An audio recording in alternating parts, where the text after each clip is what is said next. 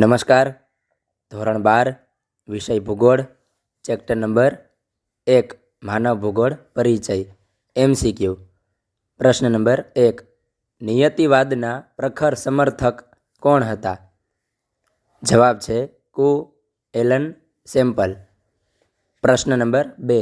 નીચેનામાંથી કયું તત્વ પ્રાકૃતિક પર્યાવરણનું નથી? જવાબ છે પરિવહન. પ્રશ્ન નંબર 3. જગ્રાસિયા જનરાલિસ પુસ્તક કોણે લખ્યું? તો તેનો જવાબ છે બર્નાર્ડ વેરેનિયસ.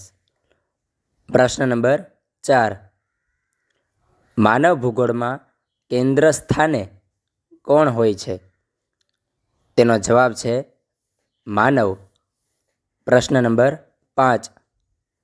ઇતિહાસ ઉપર ભૂમિના પ્રભાવને મહત્વ આપનાર કોણ? તો તેનો જવાબ છે બકલ. આ હતા સ્વાધ્યાયના પ્રશ્ન. હવે નવનીત આધારિત પ્રશ્ન નંબર 6.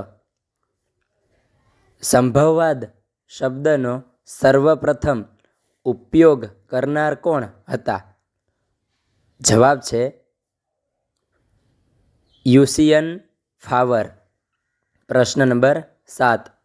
મનુષ્યની બધી જ ક્રિયાઓ પર્યાવરણ દ્વારા નિયંત્રિત થાય છે.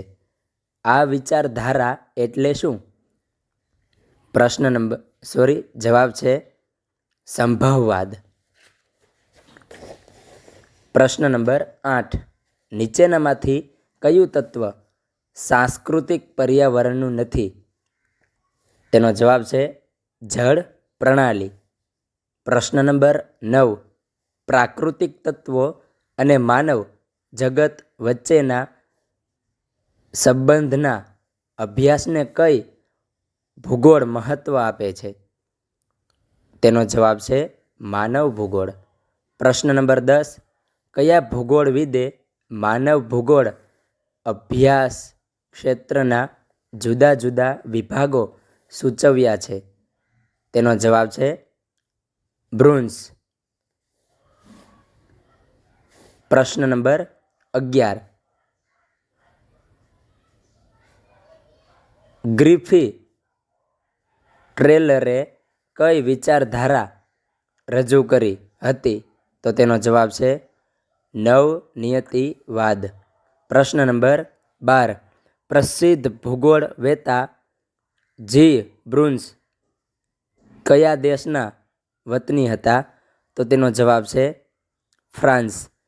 અહીં આપણું પહેલું પ્રકરણ પૂરું થાય છે. Thanks for watching my video.